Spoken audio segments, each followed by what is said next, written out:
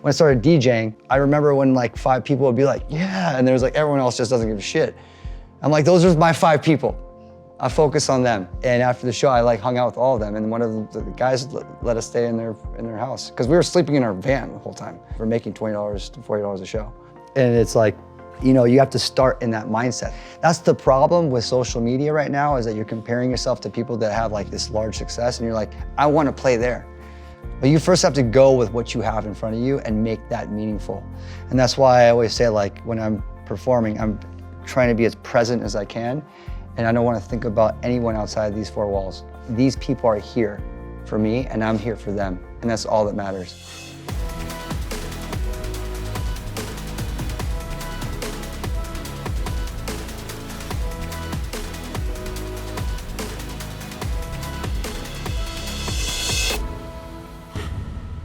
Hey everyone, welcome to Impact Theory. Today's guest is a Grammy-nominated producer and internationally famous performer who routinely tops the list of the world's highest-grossing DJs. He holds 3 Guinness World Records, including ones for the most traveled musician in a single year and the longest crowd cheer. He performs hundreds of shows annually and will often perform in multiple countries in a single day. He founded his own record label at just 19 years old, and despite having a wealthy father, he had to do it all on his own, couch surfing, throwing shows in a tiny-ass apartment, and promoting his artists by any means necessary. Proving to have legendary grit and tenacity, not only did he get his record label off the ground, he has since personally worked with some of the biggest names in the industry. From will.i.am, Afrojack, and Kid Cudi, to Linkin Park, Louis Tomlinson of One Direction, and the global phenomenon that is BTS. He's produced hits with all of them, and in the process, turned himself into a superstar in his own right. He has millions of social followers, has graced the cover of magazines, people get his name and his record label logo tattooed on them, and he's even had a Netflix documentary made about his life, aptly titled, I'll Sleep When I'm Dead. He's also a restaurateur, the co-creator of Impact Theory's first comic book, Neon Future, and the founder of the Aoki Foundation, which is committed to funding advancements in brain science.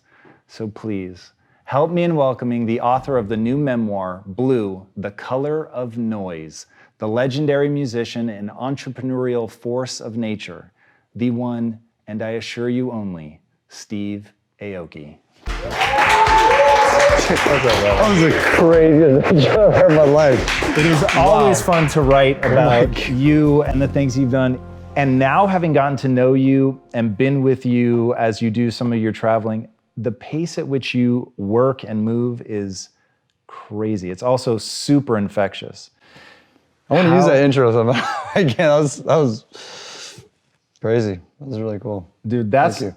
Your life is literally like this whirlwind of activity, from the different restaurants and things you've got going, from the projects that you're working on, to the music, the touring, and all of that. And you've talked pretty powerfully about, you know, being 40 now and still having the same level of hunger that you've always had. What is it that keeps you going? What is it that drives you forward? I mean, there's so many different ways to answer that question, because like my life, when I really think about my main drive, it's always music based.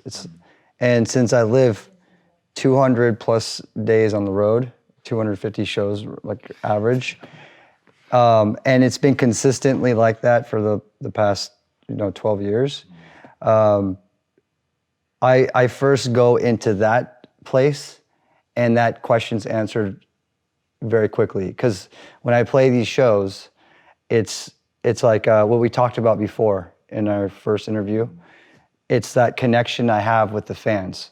So, if I was to like play the opposite, if I was a DJ and I was in the back corner, of the room, and not many people were like cared about what I was doing, and they were just like cocktail bar, and I'm just, playing, I probably would quit and do something else. There's no appreciation there. But at the end of the day, I make this music so I can connect with people and then share that feeling with them.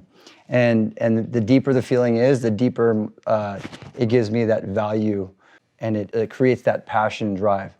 And at the end of the day, that connection and that ability to share and connect with people is really like why I even got involved in starting a label, being in a band, doing Neon Future with you, and connecting with all these people in the comic book world.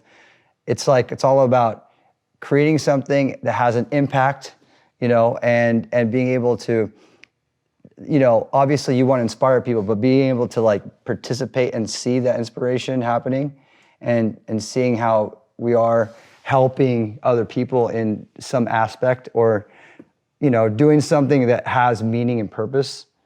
That's what it really boils down to. My like I've said this many times, but my natural way to express myself is through my music. So that's always been my first approach. But then as I've my platform's been raised higher and higher, it's allowed me to go, well, now I can get to meet some of these other people that are foreign to me, but I want to learn about these different worlds and learn about them, essentially to share the ideas with other people. Because we learn to share, right? We don't, it's like when you pick up a book and you read a book, it's like if you want to retain the information to be able to share it with people, right? So once again, it goes back to the whole idea of sharing and that connectivity.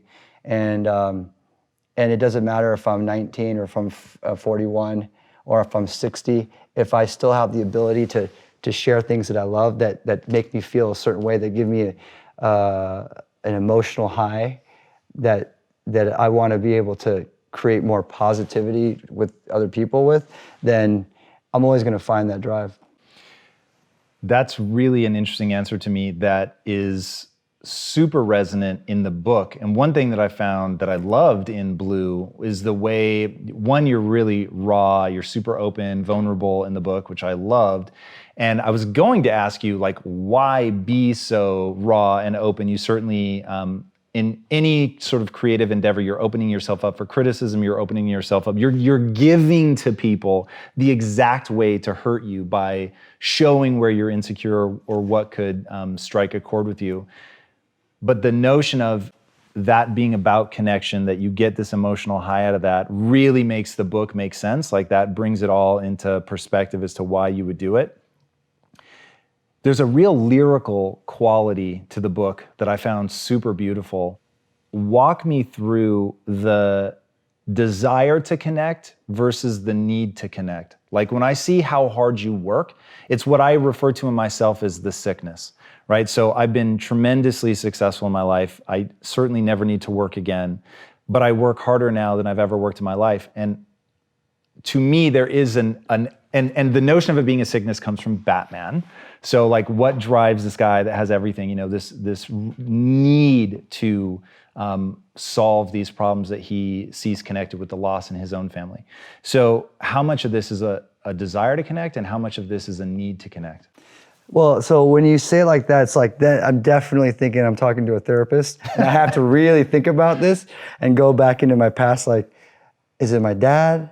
Is it me not fitting in? Because then you really, when you boil it down, a lot of it comes to your upbringing, or like how things have changed or affected you when you were really young. And I mean, there's no doubt, especially, and I talk about this a lot in the book and also in the documentary, this like unconscious feeling that I need to prove to my dad that I'm gonna make it, because that's like what I grew up with. I grew up with this, like, I need to make it, because he implanted those subliminal messages towards me, like when I was a kid growing up throughout my life. So that's definitely one of them. Another thing is just growing up in Newport Beach, not being able to fit in and trying to find a voice, so then that way I can share something that's valuable to people.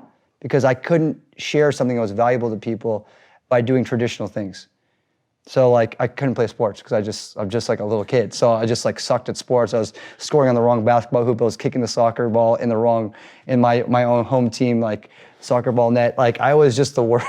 I mean, I loved playing sports, trust me. But like, when growing up, I just couldn't contribute and have any value. So music was my way to be able to be like, I can contribute, and people will actually listen, even if it's 5 people.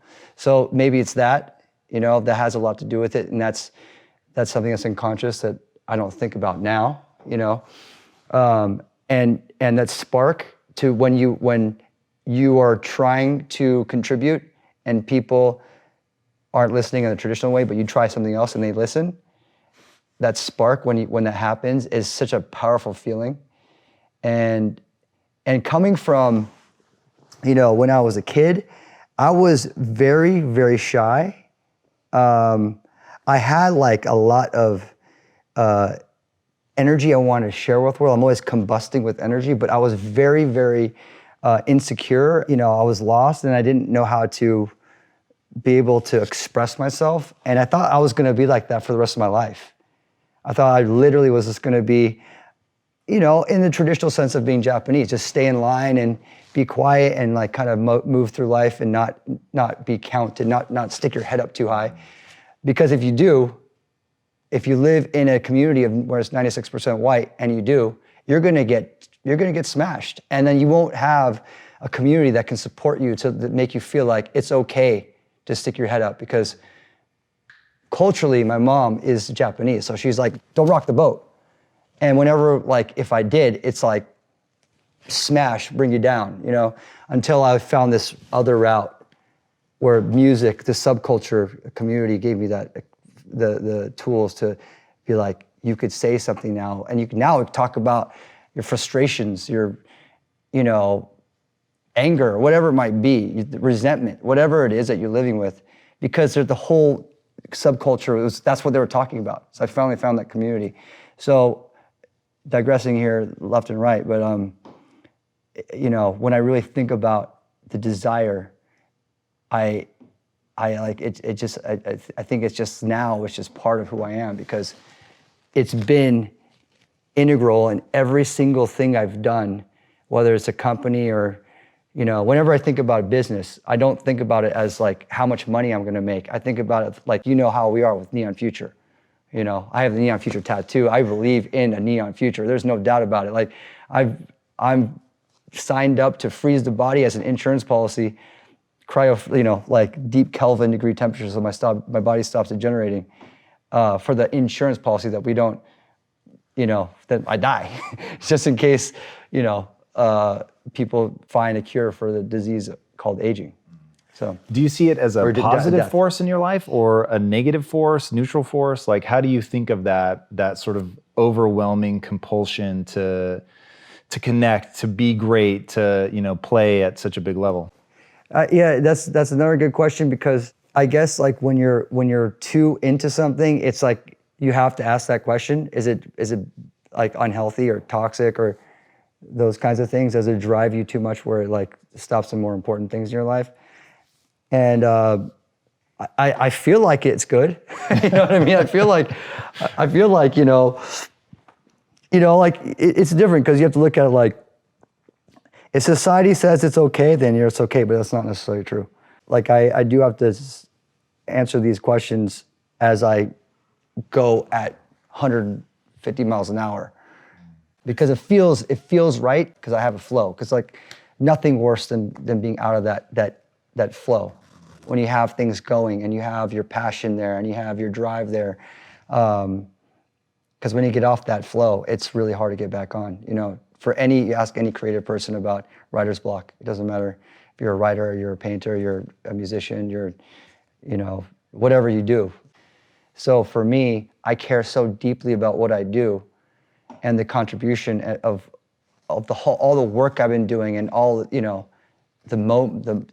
drive, everything that I've been doing, that if I get off that train to relax, it's like I could lose that moment.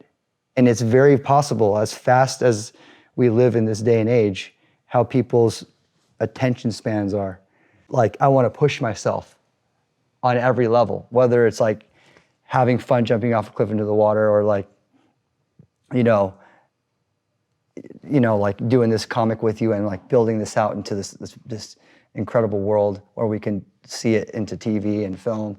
Those are like incredible goals that I want to attain, and they're like dreams, but we're getting there. What's crazy is that the dreams I had as a kid, they're actually happening, which is it's bizarre and wild. And I think with Blue, I really want to showcase to all the young people, that the shy kids, that the kids that are like, Yeah, I will not be successful like that. I will have to like sit in a cubicle and do, the boring stuff, which is actually what my dad told me to do. It's like, that's real life. You have other ways to look at your scenario. And, it's like, I'm trying to speak to that demo, to those kids, to those people, to the young people out there like that. Even to the older people that are like, maybe I need to stop my job and like pursue something else. Or maybe I need to reevaluate what I want to do with my life. It's interesting that you say that's not where I thought you were going to go with that. So in the book, you talk a lot about the story that we tell ourselves. And I think that as people get older, they begin to tell themselves a narrative that, quite frankly, is handed to them, A, and B, is usually self-defeating. It isn't one of reinvention. You talk about that in the book. You talk about people who are able to stay relevant by successfully reinventing themselves. You talk about Michael Jackson, you talk about Kanye West, like having this ability to morph and change. I've certainly seen that in you, Jesus, when you look at your own career starting as, the straight edge, religious, hardcore kid, goes into DIY, starts getting into promoting and managing, and then like into being a DJ producer, and then even just the way that you've morphed and changed that over the years is really pretty astonishing. But when I think about, all right, we have these narratives that we're going to tell ourselves, they're going to have a tremendous impact on the way that we live our lives.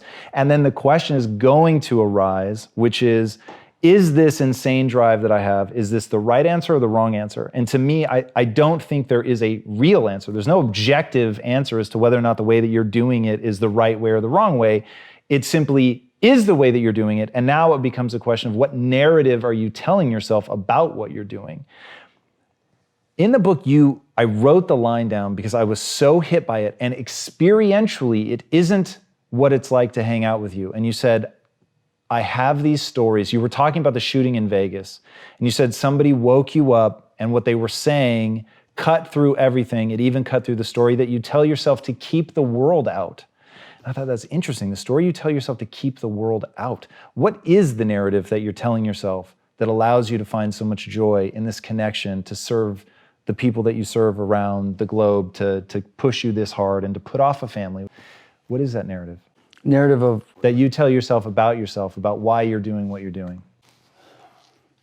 Well, I'm going to go back to what you're talking about first is, I think the narrative that my story is all about is agility and being able to be flexible. And I mean, it's like the 5-year, 10-year plan that most CEOs ask, like that's the question most people want to know about a CEO or someone that's successful, or what is your 5-year, 10-year plan? That's what you want to ask a young startup, right? To invest into their company or something. My plan has always been kind of unhinged. It's just like I go where my passion leads me, and I feel free to do that, And how did you create that space though? Because growing up in a Japanese culture, that certainly isn't encouraged. And if your own dad, who was a huge risk taker, is telling you, no, get a real job, how did you break out of that mold? Yeah, it's that's a really crazy thing, because I looked at my dad as like this flamboyant, I mean, he was like, he once he stepped foot in America, he became an American. He like almost pushed away his Japanese values and was like, I need to show what I can do. I want to show everyone. He was a showman.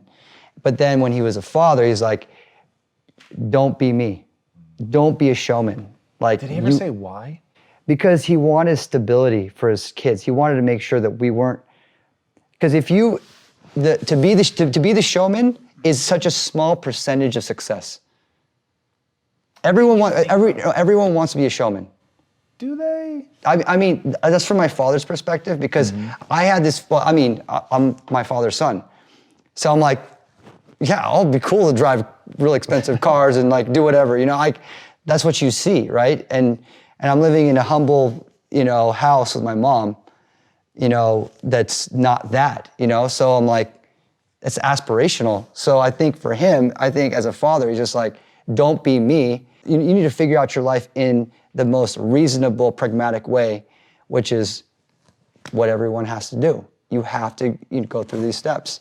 And it's boring, but you're just gonna do it. Like, that's why he didn't support me in like my endeavors in music, because he didn't see it as like a financial trajectory for him. I remember when I invested in my first restaurant, when I finally made a little bit of money, he was like, why? You're gonna lose all your money. And I did on the first one. I did. I mean, it was only 30 grand. It was like my first investment. It's a Korean barbecue in LA. Great one, though. It was really good, but he was correct. Have you ever put yourself into your dad's shoes and thought, what would I say? Like, for instance, if you have a kid and they decide they want to get into music, what would your advice be to them? I think I wouldn't go as deep as my dad, but I really value his tough love. And I don't think it was discipline for him to not give me like financial support. He just didn't want to. It wasn't like when you love someone, you want to help them out. Like when you see them struggling, you're like, I want to pick you up, but it's better off you just let them figure it out on your own, even when they're like crying on their way up. That's one thing I learned from him is that he wasn't around, right? So he didn't have to see me like struggling and trying to like get by. I'm not gonna, and I wasn't the kind of kid that to like cry to my dad, be like, I'm not fitting in, like I can't make friends, like I got made fun of for this, or like just the daily toils of being a kid. And we didn't have that kind of relationship. So he didn't get to see that, and I had to like talk to my mom about it, and she's just like, just don't make any trouble, And then I had to figure that out on my own. In the book, one of the most interesting things that you talked about was family, and asking yourself aloud in the book if, am I making the right choice, pursuing the career, putting off my family? I thought I would have a family by now. My dad had 6 kids by the time he was my age, and I always thought that I would have some at least by now, and I haven't. And what do you think about that? Like, where is, and this is a question that I have thought about, just hundreds of hours spent thinking about, what's the right move for me? Will I regret it? Is it right now, but maybe wrong later? Is it wrong now and wrong later? Yeah. Is it right forever? You know what I mean? Like really processing through that. How do you think about it now? If you were the startup, what's your 5 to 10 year family plan? There is no plan. There's no like, it must be like this. But yeah, I'm definitely going to be, I'm not say definitely, I'm pretty sure it's going to happen in the next 5 years. Also, like I owe a lot to my mom too. My mom's like, every time she sees a baby, she's like, oh, she's like looking at me and like I just have a kid for my mom. Like, yeah. I love my mom so much. It's like, I feel like, and of course you can't have a kid for you have to like, just like you said, you have to take care of the situation. You can't do it for other people or anything else, No question. Yeah, it's, man, family, the way that people play that part of their life is really, really telling in terms of what their priorities are and what matters to them and what they get the biggest chemical rush out of and all that stuff. But I think the most interesting thing that you represent is you've become so extraordinary because you had these balancing forces of a very nurturing mother, and then the father who was a sort of rock star type, aspirational figure, to use your words, but not necessarily a day-to-day dad. And then so you had to figure things out on your own, which I find really, really interesting. Talking about figuring things out and reinventing yourself, how do you approach that musically? I've watched you go from genre to genre to genre, always just far enough ahead to really fucking nail things. What is your process for keeping your ear to the ground? Like, how do you do that? How do you stay fresh all the time? Well, that's day to day. Like that's ultimately the same, going back to the past. That's the same drive that I've had like since I was starting the label, since I was being in a band. I mean, it's digging for records as a DJ, digging for records for the new, back in the day when you actually would buy physical vinyl and stuff like that. But give me the actual process. Are you sitting down in your studio at home and you go on Spotify and you start listening to fucking everything? Are you going to clubs? Are you asking around? Like, how do you? It's a bit of everything. Spotify is like watching the stock market. When things go up, you're a bit late already. So hitting up an artist that's already blown up they're already blown up. But because I have a platform, I can talk to a bigger artist. I like to go as early as I possibly can, if possible. Just like with any business, you want to, like work with the people that are the innovators that are like pushing. Do people just send you a shit ton of music now? Is that how you find people? No, it's a lot of it's like friends, networks of like, I trust friends and advice from friends. That's probably been my go-to for signing the right artists on Denmark to like working and collabing with different artists. And plus I get to travel the world, that helps me a lot. And I'm also putting myself out there. So when I go to a country, I'm like putting out the feelers. Like, can you tell like the artists in this country, I'm in Brazil, whatever I am, I want to hear like who's shaking up the noise. And the thing is that sometimes the biggest artist in that country is like unknown in my country, which happens a lot because they're singing entirely in Portuguese or Italian or whatnot. And that's what I did actually just recently. I was in Italy, and my day-to-day, Dougie, who's in this room right now, Dougie. he's also one of the guys that's like, yo, you should check this out. You should check this out. So Dougie's like, hey, Sfera Basta, he's this Italian artist. You should check him out. So I checked him out. I was like, oh, this is dope. He's singing entirely in, rapping entirely in Italian. And I went to his Instagram, my way to communicate with artists, Instagram and Twitter. And I was gonna DM him. He already DM'd me. So I was like, oh, this is a match made in heaven. So like I accepted because it's in the direct friend request, whatever. And I'm like, yo, I'm gonna be in Turin in like tomorrow. He's like, oh, I'll meet you. Boom, we were there, we hit it off, and we made a song. And then I was like, we have a smash global record with Spanish, Italian, and English. It's just gonna be like one of those Azuquita moments, that song I did with Yankee. Like I love making global music that fits, because essentially for me, I spend 60% of my time outside the country as well. So I really think about the entire world as my playground. And that's what I've been doing, working with BTS, working with Daddy Yankee, working with, like homegrown American acts to, I really want to sample and like work with artists from every single part of the world. If like I was going through my set when I was like playing my music, and I started off with, an EDM record, then I go into a record with my mom speaking in Japanese, and I go into an Italian ballad from 50 years ago, then I go into a Brazilian sample, then I go into BTS and Monsta X from Korea, then I go into Latin, because I have songs with Nicky Jam and I just made a new one with Maluma, and I realized how global my set is, and it makes me really proud, because that is me going around the world, being able to connect and want to work with everyone. Like it's actually limitless. That's what's so exciting. It's limitless to the point where I'm like, what other things can I jump into? And that's why like Neon Future was a great, on the musical side, not less on the comic book side, but first of all, on the musical side, it made me think I can now work with scientists on songs, with Ray Kurzweil, with J.J. Abrams, with Aubrey de Grey, with, Bill Nye.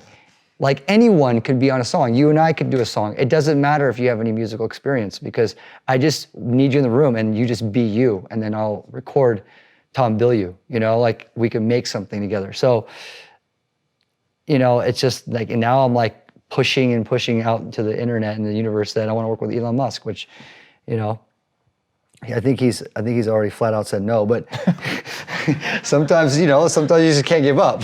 So I'm just gonna keep asking until he's like, finally it's like, all right, fine, I'll do it with this guy. But anything can happen now. I really believe like there's things that were complete dream scenarios, like DJ in space. I really think that can possibly happen. Yeah. Like there's situations like that you think would never happen, and they possibly can happen, So I don't think you should limit yourself in the end, Like, it's not going to happen right away. It might not happen, but, don't But give it up certainly on it. won't happen if you don't go for it. Yeah, exactly. Yeah. I was talking to Matt, your manager, about what makes you great. And he told me a story, and I thought, God, that's so true. And he said that when you did the song with BTS, people were going crazy, reaching out to him and saying, hey, can you hook us up? And he was like, I don't think you guys understand. Like, I didn't make that happen for Steve. Steve spent years building bridges with those guys, immersing himself in the culture and the music. And so he actually knew what was hot and where they were going. And before they popped off, he had been there sort of, really building a relationship with them, not just trying to make a quick buck, but, establishing that. And he said he did the same thing in the Latin market, and that's how that all panned out. And he was like, his ability to put his ear to the ground, to listen and build relationships are how he's able to do what he's able to do. And I find that so interesting. And to me, it goes back, and tell me if I'm wrong, it goes back to that same thing that made you pop in the beginning, which was just having a love for it, pursuing the love. You talk really eloquently in the book about if you're going for the buck, people will smell it. But if you chase your authenticity, you've got a shot that something really beautiful could pop out of that. How does that notion play itself out in your life? Yeah, I mean, I think that's like with anything we do, I mean, it's clear with Neon Future or comic, if we didn't dive in head first, loving our comic, loving the comic world, and being part of that, anime, our history with anime and our love for the whole culture, we wouldn't have succeeded. We're not doing it for the buck. We're doing it to like share this vision, this story, work with people that really get us, and so that we can lay it out for the world and build a story that's really exciting. So I think it's like, it goes with everything, I mean, it's like, you have to really tell that story and live that story. And if it doesn't make money, it doesn't make money. Like, you have to accept that, Luckily, when you have things that are successful for me now, I'm in a position where I can take those risks because I want to. And my business managers are like, your vision's lopsided as far as your safety on your pyramid of how you should invest, because I'm investing in things I love that don't necessarily make money. Let me ask you. That's why I'm not like, sometimes I'm not the right businessman. Sometimes I am. I don't know. I was going to say, you're financially doing phenomenally well. And even sitting here in this conversation, and at this point, we spent a lot of time together, but I will say one thing that strikes me often and is really hitting me now. I said in the first interview, you're very excitable, which I find super contagious, but maybe more importantly, you're not cynical, which, how the fuck are you not cynical? Like, the number of years that you've put in this industry, in the music industry, I'm sure the number of times that, bullshit has happened, backstabbing, whatever. Do you consciously cultivate the sort of boyish enthusiasm? Is it just come naturally? Okay, I think one of the most important things talking about that I've learned in this whole game is managing my expectations. Because I go into it thinking, I go into it knowing that 70% of the things I want to do aren't going to happen, even at my level. And it's going to continue to be like that. But I'm going to always aim high. And I'm going to know that, like, well, if it doesn't happen, I can keep going. So I have to go into it that approach. I think that's one of the major lessons I've learned in all of this, is to manage my, aim high, but manage my expectations of success. People see the 30%. They don't see the 70% of not making it or not getting what you want. Do you think that 70% is part of what keeps you humble? Yeah, I think it's definitely grounding. It's definitely keeps my feet on the ground and makes me, first of all, grateful of the 30%, because that's life, I think life for most people is like 5%. Like you get higher, I think your percentage goes higher as you build your track record of respect and respect in your community, then people will work with you more, Because at the end of the day, since I was a kid, the respect in your community is more valuable than how much money you make, or like, how flashy you are, Because that's why people would want to work with you is because you're trustworthy or respectful to work with, that you can build with. You say what you're going to do. You do what you're going to say. So what advice do you give people who they're about to embark on their career, they're going to get kicked in the face 1,000 times, or maybe even worse, they're already starting to get jaded because they're at the 5%, they're not making things happen the way they want to happen. They're not even dreaming big anymore. Like, what do you say to people like that to break them out of their rut because they really could do something, but they're getting in their own way? I think you just have to toughen up, plain and simple. I think that's like, like you have to, like, first of all, you have to tell yourself it's hard in the beginning and you have to just fight through it, because what else are you going to do? Like, if you keep crying or not, I don't want to say, that sounds like mean, but if you keep complaining about things not happening to you, then you're not using that time to actually make the small things happen, because everything starts off small. There's no like A to C. You have to go to B first. Everything starts small. I mean, that's what I talk about in the book, is that my first shows, I was playing for 5 people, like a quarter of the people in the room. Some of them didn't even want to be there, honestly. But I pretended like it was like a big deal. I didn't really pretend. I was like, this is a big deal. So it's like, you have to think about it like that. When I started DJing, I was playing, I remember when like 5 people would be like, yeah, and there's like, everyone else just doesn't give a shit. I'm like, those are my 5 people. I focus on them. And after I talk to them, hang out with them. I used to do that at every show when I was in a band. We would tour across the United States, and we would drive like 10 hours, and we show up, I remember in like Albuquerque or something, and there was 12 people that showed up. And after the show, I like hung out with all of them, and one of the guys let us stay in their house, because we were sleeping in our van the whole time.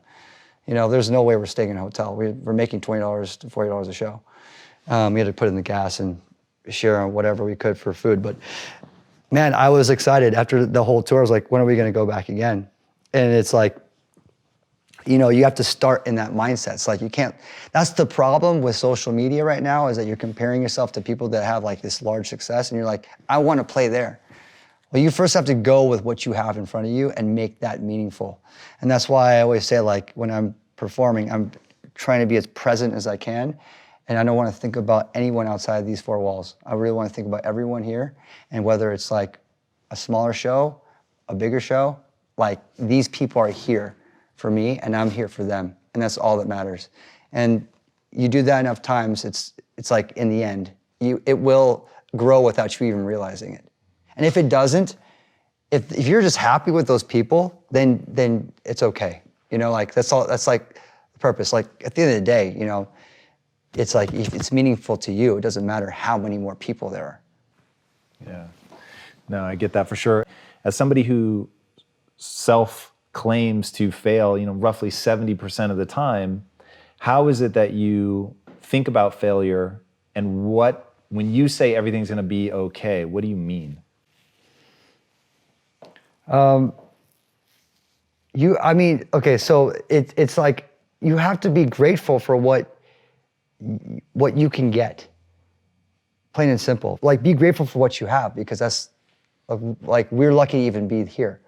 I think it's that feeling to be just lucky to be on the stage playing in front of people, lucky to be sitting with you talking about this. My book, I have a book out. It's crazy. It's crazy. Like, I have an official book out with a great publisher that, it's going out there. I've, all these things. It's like being grateful and being present, right? So that's another great book, The Power of Now, that I turned into a song, is like the power of being present, and that helps you with this idea of this notion of, the 1%, let alone the 30%. The 1% that you can get is the feeling that's the most important feeling. Because you're going to get 1%, but you have to attempt to get that 1%. You have to go for it. Hopefully you get more than that, but I think if you keep trying, you're going to get something, and you want to keep growing that. So I think that's like, it's the power of being present and like really, really being beholden to the gratitude of what you have. I love that. So where can people get the book? I have no idea. I think I'm gonna guess Amazon and where all any good books are sold. Exactly. Yeah. It's such a great publisher. It's like, it's like having a great label. It's like that's their job to get the book out there. Yeah. So. Well, it came together really well, man. It is a really great read that takes, it fills in the emotional gaps from the documentary, which was already exceptional.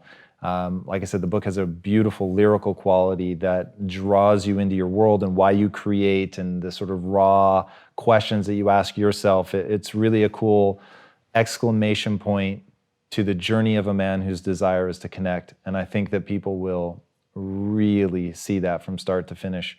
Tell these guys where they can find you. You can find me, well, it's very difficult to find me in person because I move very quickly, but actually I post everything online, but by the time I post, I'm gone, so. But you could find me in the internet, on Steve Aoki, at Steve Aoki, at pretty much everything. All the different things out there. All right, man. What is the impact that you want to have on the world? What's impact theory? So I guess we have close with that one. That's probably, it's hard because I can't just like go in there. What is the impact? What's your impact?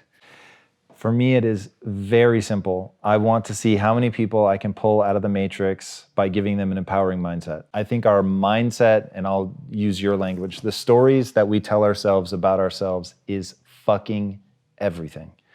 And one of the cool things in Blue is you talk about the different stories that you've told yourself at different times. And it was so interesting, man, that sense of like the curtain being lifted.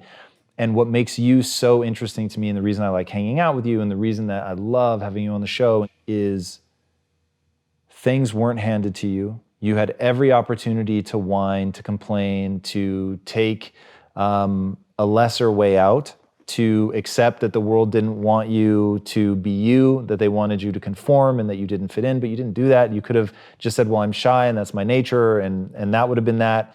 You could have said, my label's gonna be small forever, and that would have been that. You could have been the guy that, fell so in love with playing to 5 people that he never played to, 500,000 or, however big the fucking Tomorrowland crowd is, just gigantic. So, but you didn't do any of that, but yet you loved it and you gave it meaning. And I loved it when you said that earlier. Like you have to be grateful for it. You have to assign gratitude to that thing. It's not like nature just hands it to you. And so when I get around people like you and I see like, oh, there were 1,000 exit ramps that would have been easier, that would have taken you to the path more traveled. But there was one sort of terrifyingly weird, windy road that had all kinds of failures and pain points and all of that, and you just kept going, partly because you have a narrative about yourself that tells you you're resilient, that you can do it, that like skateboarding, you can get better, like the DIY scene, it's about contribution, like you learned in the pickle patch that you could connect and that connecting is ultimately what matters, but you're actually telling yourself this stuff. And that's why the acid trip that you go into in the book and everything, it's hearing you assign meaning to things. That to me is the juice. So I've just become obsessed with this. Can I help people assign more useful meaning to their life? Because if I can help them assign new meaning, that will take them on a new path, that will lead them to actually do different things. And that's really my obsession, is the doing. But you don't get to the doing until you tell yourself a story about what skill sets mean, until you tell yourself a story about how you're willing to get that skill set. And it goes back and back and back until you get to the framework of their mindset. And so that's the impact I want to have. That's beautiful, by the way. Thank you, man. Very, very beautiful. Can I just say that I want to do the same thing you want to do? You can. Yeah. I mean, it's clear that we have so many synergies, which is why we got together to do Neon Future together. This is why we always find our way back together. It's always great to talk to you. And, when you say that, I'm just like, that's me, because it's, essentially, we put stuff out there to whatever it might be to have a profound impact on people. where you're giving your yourself to someone where they can take that and like feel good about what they're doing, or find a different way to, just like you said, find that path to their own greatness, to make them feel something. You know, at the end of the day, it's like, I guess for me, it is to make them feel something that's extraordinary that I'm able to offer. If they choose to, at my show or my experience, or, you know, do something that I've put out there, you know? So, and that's why I just don't stop what I'm doing, because I'm obsessed with that, and I'm always thinking about new ways to do more of that. So, yeah, that's pretty, I mean, you said it better than me. I know, man, that was pretty good. That was pretty good. All right, guys, this man is what happens when you take somebody that has obsession, a ridiculous drive, and all of it around connection and creating something beautiful in the world. I know you guys all know his music, but do yourself a favor, read the book. It's a memoir. Blue, The Color of Noise, is revelatory in watching somebody go from a almost paralytically shy kid who has to struggle with being different and not fitting in, becoming one of the biggest musical sensations on the planet. It is a fucking extraordinary journey of deadly simple steps. And when you see that it's about the passion, the connection, the love, the joy, wanting to create something, wanting to be good, and being willing to face that you suck. And the number of times that he says that in the book was fucking awesome. Like, oh, I sucked at this point. Oh, it's probably because I was bad. And oh, they pointed out that I wasn't good at this. But that he finds his niche and then really improves upon it. And then obviously his career speaks for itself. Read the book. If you have any desire to achieve the extraordinary in your life, you can consider it an instruction manual. All right, guys, if you haven't already, be sure to subscribe. Until next time, my friends, be legendary. Take care. Steve, my man, thank you, brother. That was amazing. Whoever is the most poppin' wins. Whoever has the most likes on Instagram wins. And I think we have to change our definition of success. For me, success is doing what you love for a living. It doesn't mean you're rich. It doesn't mean you're famous. It doesn't mean you'll never struggle again. It just means doing what you love for a living.